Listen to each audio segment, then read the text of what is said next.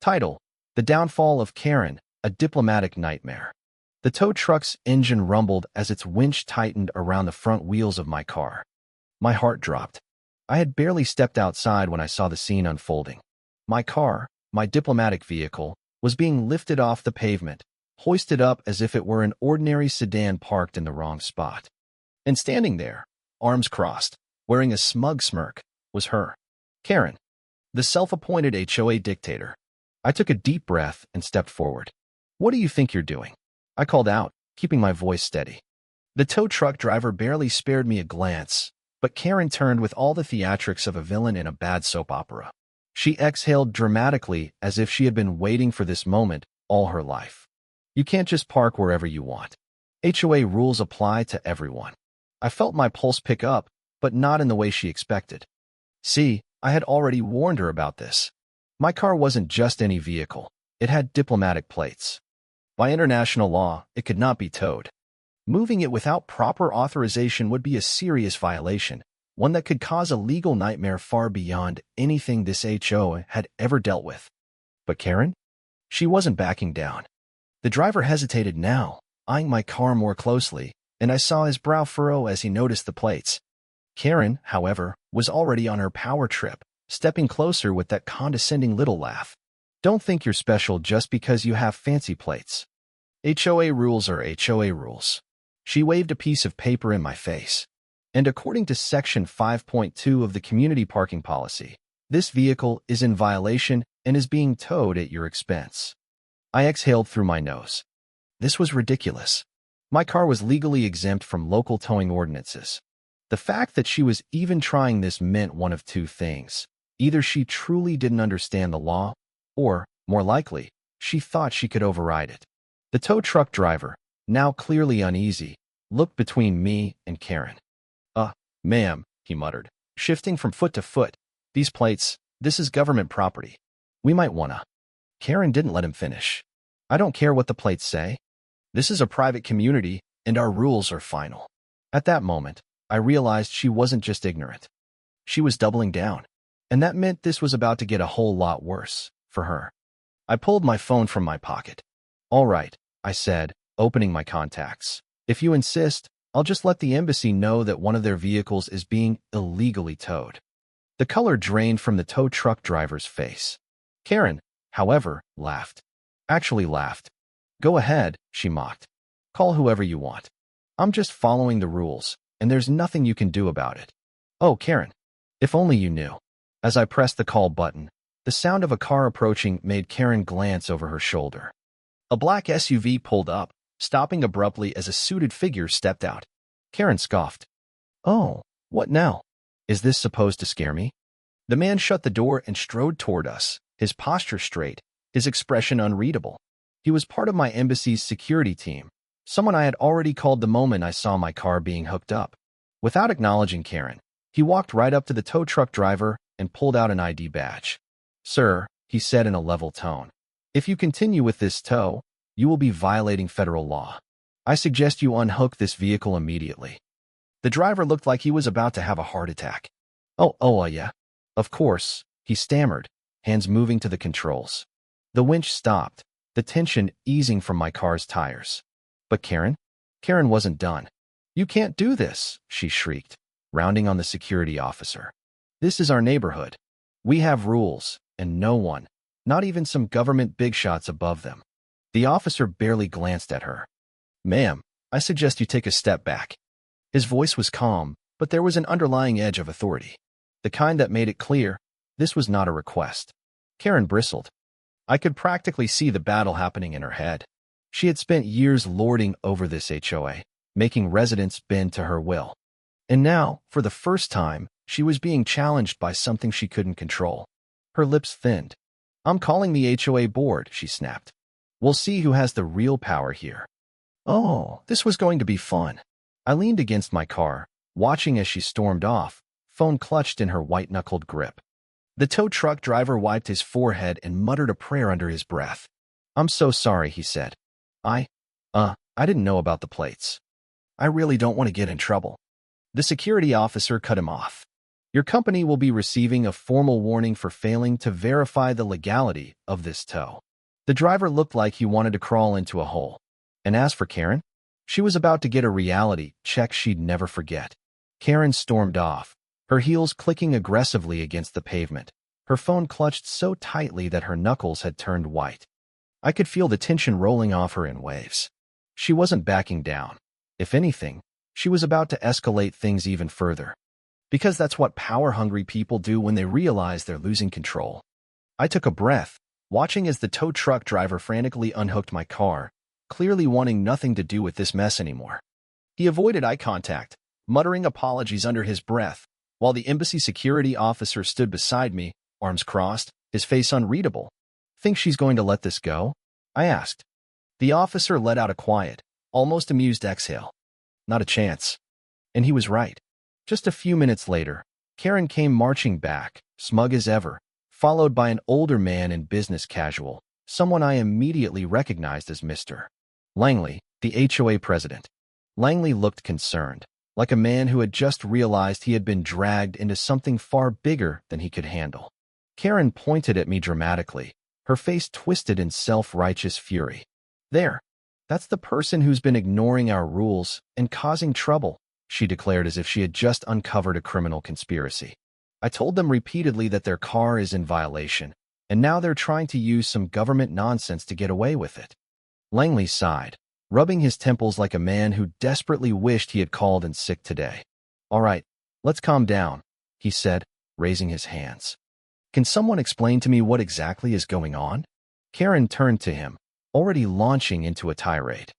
This resident, who, by the way, has been nothing but uncooperative with the HOA, keeps violating parking regulations. I called for it to be towed, as any good HOA board member would, and now suddenly it's a national emergency? She threw up her hands. We're just trying to enforce the rules, Langley. This isn't complicated. I folded my arms, deciding to let her dig her own grave a little deeper before I spoke. The security officer, however, was done with the nonsense.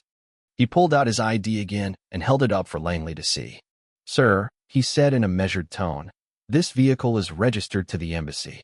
It carries diplomatic immunity, which means that under international law, it cannot be towed, impounded, or seized in any way. What your board member attempted to do here is not just a violation of that law, but it could potentially create legal consequences for your entire HOA.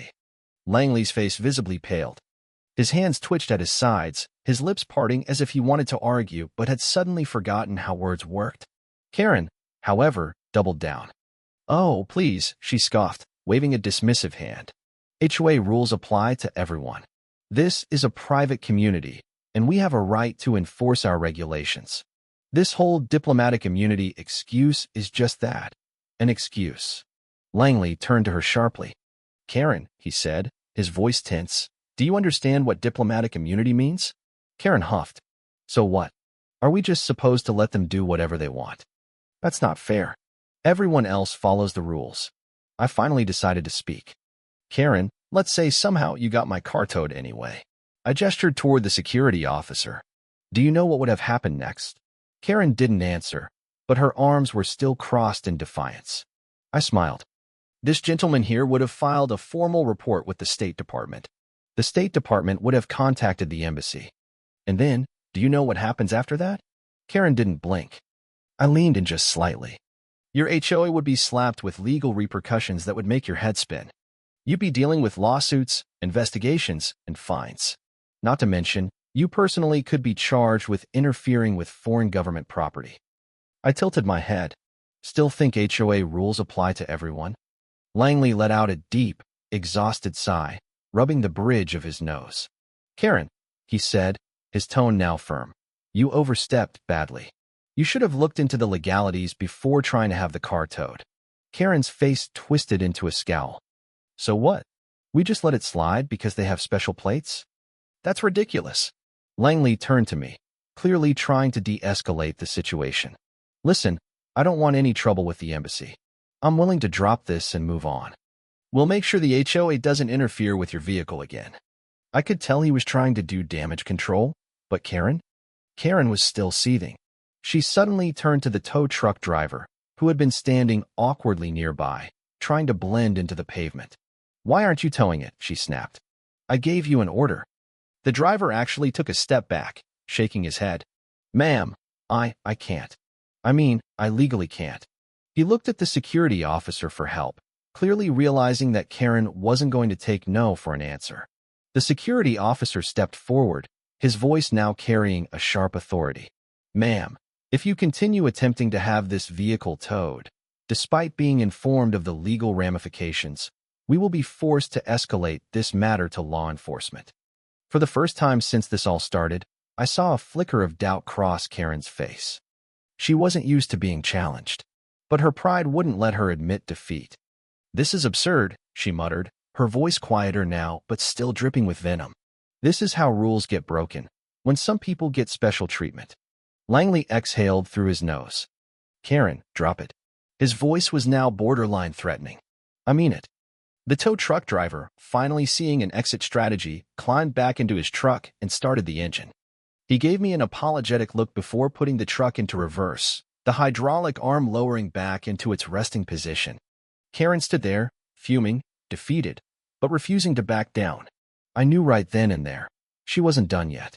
She might have lost this round, but people like Karen, they never quit that easily. And something told me that her next move was going to be even worse. I should have known that Karen wasn't the type to take a loss gracefully. The tow truck had driven away, the HOA president had given her a warning, and logic should have dictated that she let it go. But Karen? Karen didn't do logic. So it was no surprise when, the very next morning, I woke up to find an official HOA violation notice taped to my front door. A bright red final warning sticker was plastered across it, practically shouting at me before I could even read what I was allegedly guilty of. I ripped it off and scanned the letter. Violation of HOA Code 17.4, unauthorized parking. I let out a short laugh. Unbelievable. There, in bold font, was the fine, $500 due immediately. I didn't even have to guess who was behind this. Karen had gone full petty mode. I folded the notice and took a deep breath, debating my next move. Fighting an illegitimate fine wasn't hard. I had proof that my car was exempt from HOA parking rules. But that wasn't the issue. The issue was that Karen wasn't done. This was just the opening act of whatever ridiculous scheme she had planned next. Later that evening, I arrived at the monthly HOA board meeting. Normally, these meetings were boring and full of discussions about landscaping and community events. But tonight was different. Because tonight, Karen had an agenda. The room was packed. Homeowners, board members, and even a few curious neighbors who had heard the rumors about yesterday's parking incident. At the head of the room, Karen sat at the long table, chin high, hands folded. Langley sat beside her, looking like a man who regretted every life choice that had brought him to this moment. Karen cleared her throat and smiled sweetly, too sweetly. "We have a very important issue to discuss tonight," she began, her voice dripping with fake professionalism. "We have a homeowner who believes they are above our community's rules." I leaned back in my chair, arms crossed. "Here we go?" Karen turned to Langley, flipping through a folder. "As you all know, we have strict policies about guest parking, resident vehicles, and community regulations." She shot me a glance before continuing. "One particular homeowner has repeatedly ignored these policies, creating an unsafe and unfair environment for others.